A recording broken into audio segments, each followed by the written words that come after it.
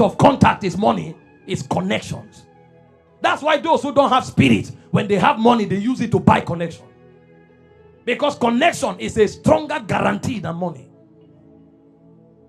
And the men jeopardized their lives to bring David water. He was shocked. Why did you go? Why did you risk your life? It's just water. I can drink any other one. No, your test won't let us live. No wonder the Bible said the host of David became like the host of God. There are men that God will bring into your life. Just mention your vision. The moment it comes out of your mouth, is their duty to bankroll it. This is how great vision thrive. The Bible speaks of valiant men whose heart the Lord has touched. You think visions thrive like that? When Moses wanted to build God a house, God desires that a tabernacle be built.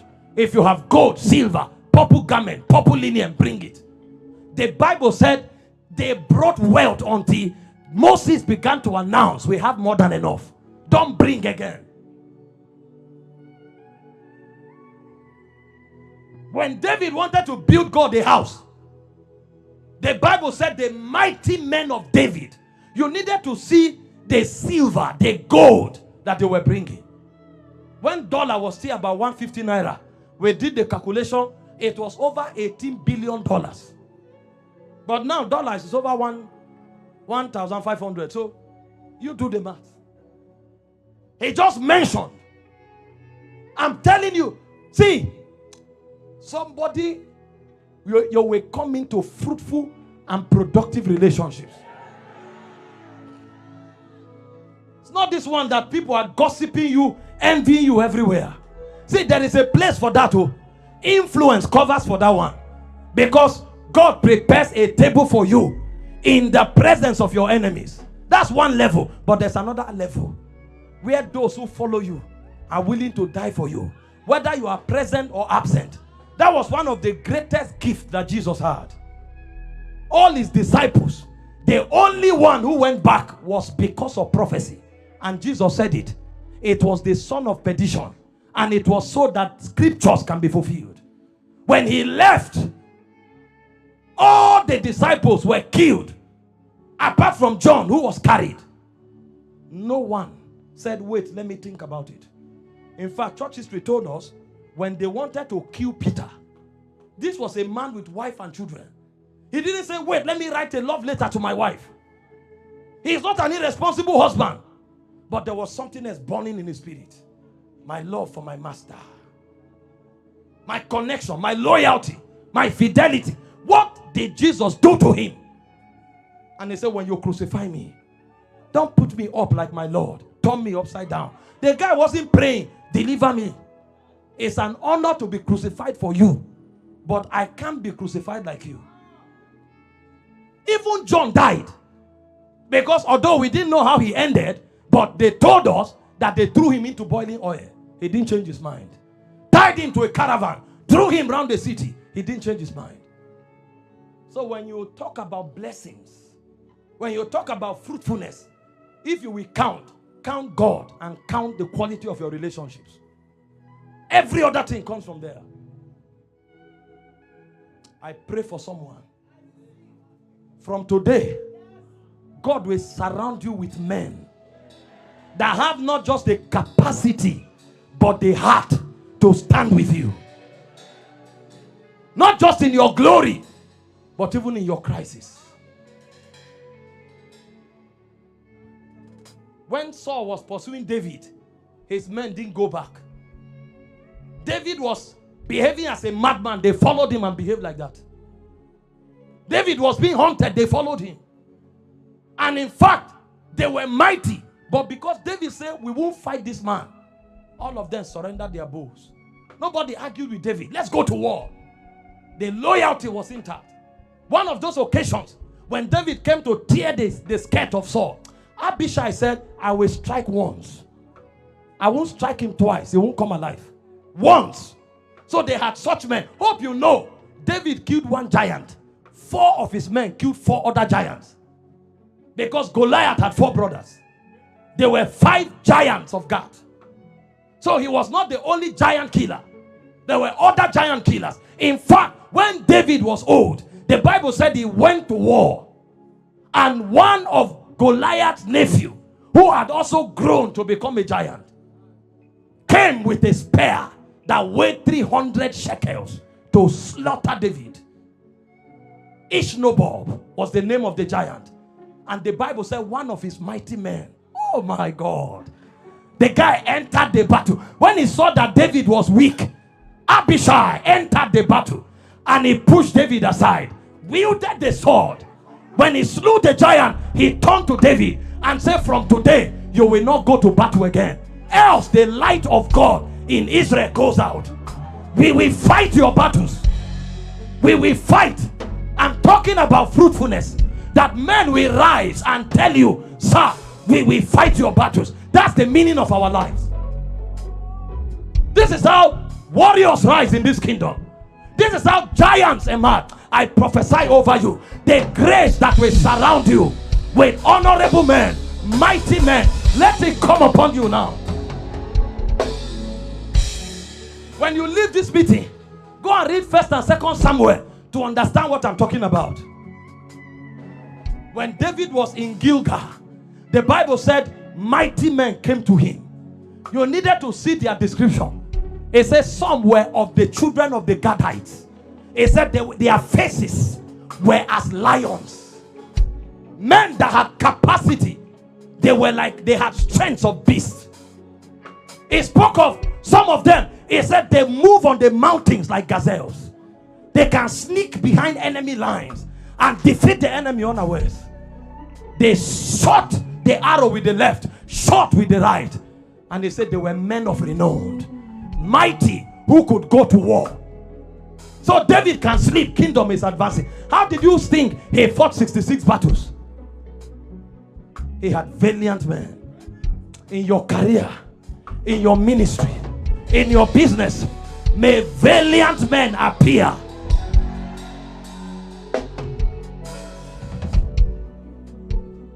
You will say, God bless me because he gave me this man. Your trust will not be in them. The Lord will ever remain your shepherd. But one of the ways he shepherds you is by giving you men. So when you say, by my God, I ran through a troop. By my God, I leap over a wall. The Lord teaches my hands to fight and my fingers to war. Some of those wars, your mighty men will fight them. This is your story. I said this is your inheritance. In the name of Jesus Christ. Fruitfulness. Your family won't betray you. No. God will raise men for you from among them. Areas of fruitfulness. Please sit down. Number 7. In the area of prayer and faith. When God wants to make you fruitful, he gives you an insatiable appetite to pursue after him. And he gives you a dogged conviction to be able to believe his promises. Because, see, you can't even be fruitful unless God helps your orientation. What do we know? The biggest things we value are mundane. It's God that will show you the real wealth. Even in the natural. How much can you ask God for? We are like children who ask their parents for chocolate. Give me chocolate, give me toy. That's what we ask for. It's God himself that will teach you. Isaiah 48:17, he said, I am the Lord that teacheth you to profit. So even your vision will be narrow, except as God amplifies it. How many people knew that one man can run a global vision? Until Jesus came and said, you will be witnesses unto me in Jerusalem, in Samaria, in Judea, in the uttermost part of the earth. You mean individuals can go as far as the uttermost part of the earth? Yes. Who told Abraham that it was possible for a man to birth nations and to be a blessing to nations? Was he not God? Genesis 12 from verse 1 to 3. Come out of your country. You have made your country to become an idol. I can give you more than a nation. Come out from your kindred. Come out from your father's house. Let me teach you how they bless people. I will make you a blessing, and nations will come out of you. And because of you, nations will be blessed. That's how God enlarges our orientation. When Abraham couldn't see it, Genesis 13:14, he told him, look up. Anywhere your eyes see, I've given you. When he couldn't see it, Genesis 15:6 and 7, count the stars. If you can number them, that's your descendants. So one of the ways God blesses you is to widen your orientation, widen your visions. Imagine Jesus comes and says, if you speak to a mountain, your mind didn't know that you could do anything about a mountain. He said your words can remove mountain. It's changing your orientation. He said, ask of me, Psalm 2:8. I will give you the hidden for your possession, the uttermost part of the earth for your inheritance. Jeremiah 33:3. Ask of me, I will answer you. When I finish answering your patri, little desires, then I will show you great and mighty things that you know not of. This is how God makes us fruitful.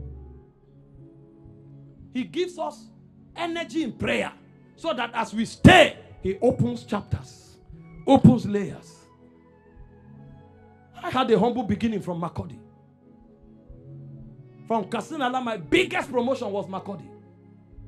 The big guys were lecturers, were bankers. Big guys.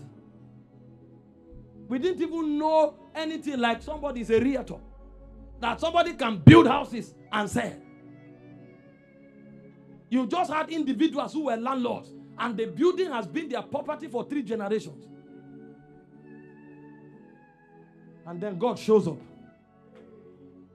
God shows up and tells you he will give you nations. And you are wondering, I don't have a visa. Which nation will I go to? As thou knowest not how the bones are formed in the womb of her that is with child. He says, so also knowest not thou the ways of the Spirit. For they that observe lying vanity, they forsake their mercy. If you look at the cloud, you will not sow. I am the Lord that teacheth thee to profit. So he gives you stamina in prayer, so that after you ask, he shows you. And he gives you deep convictions, so that you can dare to believe anything.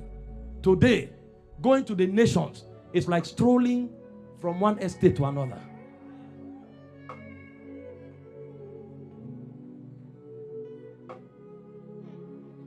I already have invitations for 2026. And nowadays, we can't even honor invitations, because our own programs in the nations are many. And when we want to go, it's ambassadors we call. We are coming to your country.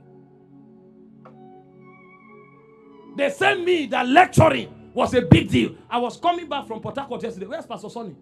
Somebody ran to me, knelt down at the airport, wanted to. She didn't know what to do.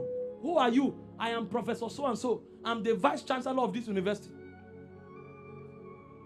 Please, sir, can you come and bless us? We will check.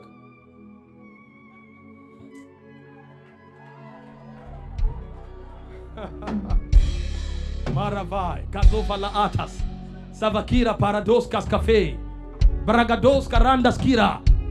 When you become fruitful, you will tarry. It was on the altar that Moses knew that he was like a god. Because when he came down from Sinai, in Exodus 34:29-30, the Bible said his face was glowing. And in the latter days of Moses, Moses will say, God will send you a prophet like me. How could he think like that? He saw things beyond the mountains. And he was referring to Jesus. It was on the Mount of Transfiguration that Peter knew this is who Moses spoke about.